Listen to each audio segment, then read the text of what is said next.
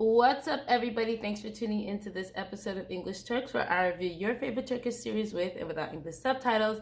And today we're going to be talking about Adim Farah, episode 6. All right, guys, this episode was really key in a lot of things, I feel like, but obviously the fragment for episode 6 was pretty much telling you everything that was going to happen. So we have Farah, who basically was talking to the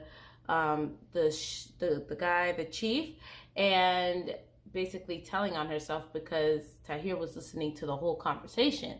He ends up coming home and he kind of like hints at her to see if she would actually tell him what's going on, but she never falls into it or says anything. She actually tried to leave the house before he got there, but then he ended up showing up, and Karim Shah was like, I'm not going anywhere. I don't want to go anywhere. I want to stay here. So she is eating dinner. Well, not eating because she didn't want to eat any of her food. And Tahir's basically like keeps like questioning her. He eventually has a conversation with Karim Shah, who's basically saying if someone's hiding something, just call them out on it. So he goes ahead and calls out Farah on the things, and she basically says, listen, the guy tried to kill you. Why are you still trying to protect his son? I think what she didn't understand in that moment is that if she actually does tell on Khan, then it proves the guy right. It proves her, the Aga right, that, that she was going to snitch. So then that would have made him look bad. So she doesn't get that at that point. She's basically saying, like, forget about them. Don't defend them. Choose us. Choose me and Karim Shah, and stuff like that. So then he basically tells her, like, you're on your own. Go. You're just going to have to be on your own now. So she ends up leaving his house. He's obviously sad about it. But she goes home and basically tries to move on with life, but she does have to go to the police station to give her testimony. Now, on her way to the police station, she actually gets stopped. Well, she's followed by a car. I don't understand how she didn't know that was Tahir's car. I mean, how many times have you been in his car? You don't know that's his car. But she didn't really turn her head to see. She just knew she was being followed. He puts her in the car, takes her to a restaurant, and she's confused because she's like, why are you taking me here? And he basically says, like, you see these people on the wall. These people also thought that they were going to be protected by the police, and that, his Aga would not have found out about that, them, because they were also supposed to snitch on the Aga, and both of them ended up dead. And so she's saying, like, oh, she doesn't have any choice because she can't go back to Iran. There's some big issues that she has in Iran. She can't go back there. So then he presents her with a fake passport and stuff, and she's like, well, I can't leave. I refuse to leave, which honestly, like, that's really dumb. He's giving you a way out and you're not taking it. And I think it's kind of stupid that she's like, I'm not leaving anywhere. We've established ourselves here and da-da-da. The only thing that I feel like she has in that moment is the fact that Karim Shah is supposed to be getting treated like really soon. So anyway, she basically says she's going to do it anyway. She gives him a hug, and then she ups and leaves. Now, prior to her going, she goes to the police station, but when she's about to give her testimony, the chief's boss, which is the prosecutor, tells him, like, oh, there's a conflict of interest because she lives in your house, she's close with your dad, or it looks like she's close to your dad, and you have a connection with the person that died. So people are going to automatically assume that, she's lying just to help you guys out.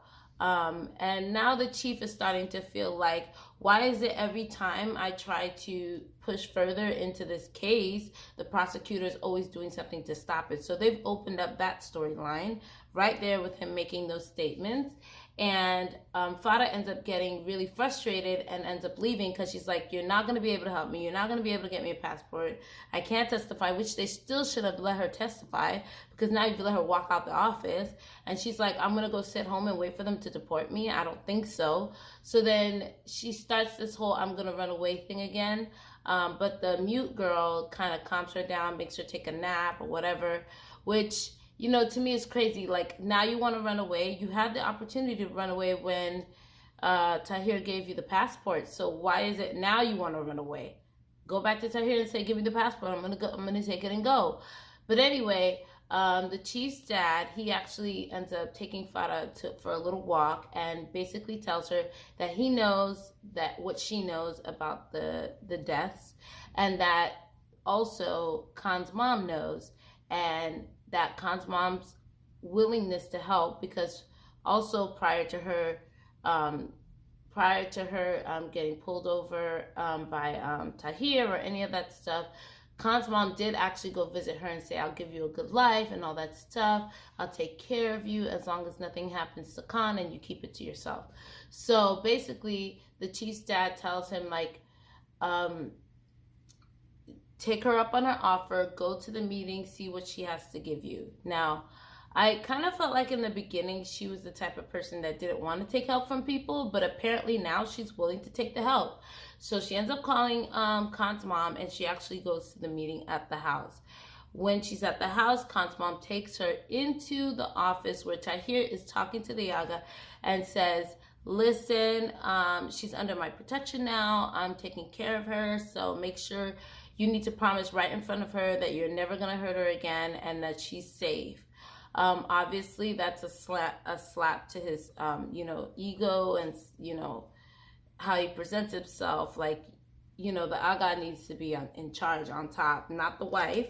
But he does have a sense of, like, he has a pull to his wife that he, I don't know what it is. But anyway, so she does that. Tahir and the Aga says he wants to talk to his wife alone. So Farah and Tahir leave, and Tahir pulls her into a room, and that's where he actually ends up offering her marriage.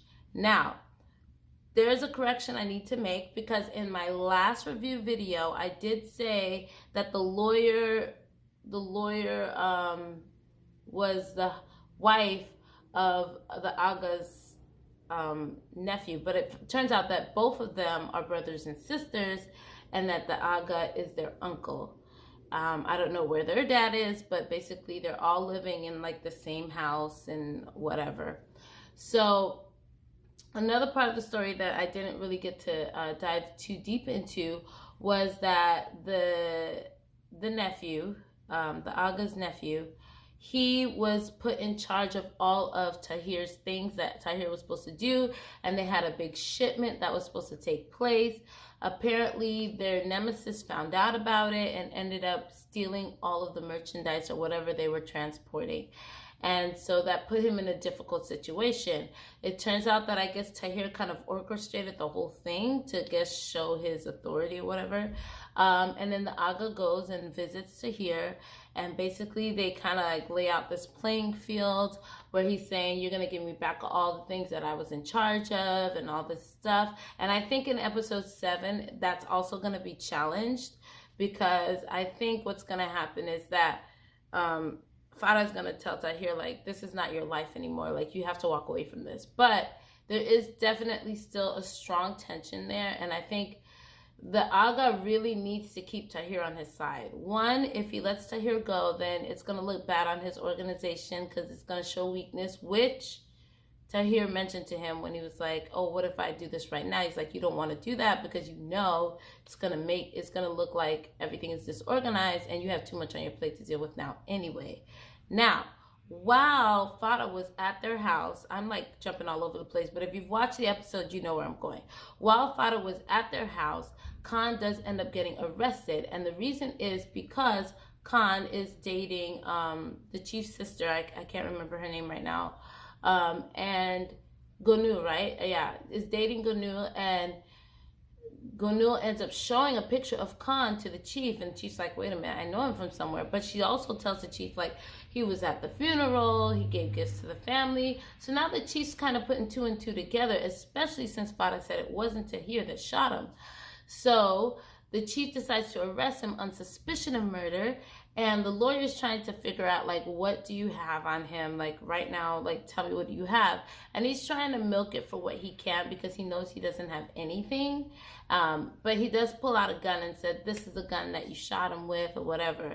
It's probably not the gun because he literally doesn't really have anything. And so, and I'm sure Tahir took care of the gun, so I doubt that's the real gun, but they don't know that. So obviously it's like, keep your mouth shut until you could put all the facts together. But what the chief is trying to do is to get Khan to just confess to it, which is what he told the prosecutor he was going to try to do. He's going to try to get Khan to confess. And everybody is like freaking out at the police station. The Aga thinks that Farah said something. So the Aga had the nephew catch Farah, and Farah would have escaped if it hadn't been for Tahir's ex-girlfriend, because she overhears the marriage proposal, and so she ends up telling, I guess he asked her, like, where is she? And the girl told him, and then he went and found Farah and put Farah in some kind of basement or something like that.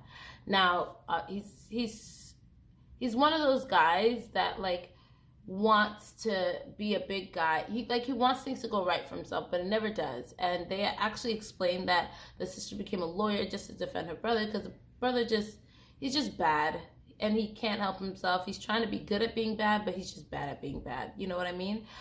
So anyway, he tries to attack Farah, and Farah, I guess, stabs him, and she's assuming that he's dead. I don't know if he is dead because the commercials don't really tell you, but I'm assuming that he isn't dead because, you know, Farah is the good person character, and so I'm pretty sure the writers are not going to make her be responsible for her death.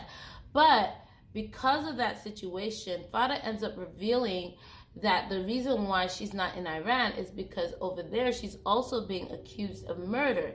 Now, because she's a doctor, it could have been like a malpractice type of thing, and somebody ends up dying from the malpractice, and so she is probably holding that unto herself as a murderer situation type thing. But obviously something's going to happen. I don't think he's dead, because even in the fragments you see them driving in a car and they're smiling and stuff, so I'm assuming that it's going to be okay. Plus the Aga's hugging Tahir in the fragment and stuff. So I don't think he's dead, but I do think he's injured. And I don't think they're going to hold that against Farah, just because that would put them in the spotlight, and they don't want them to be in the spotlight. I don't think Khan is going to stay in jail, but it is going to be revealed to Gunul who Khan is, but Gunul doesn't really get everything that's going on the other end of the spectrum. All she knows is that her friend was murdered. This guy is her friend's, friend, and now she's in a relationship with that guy.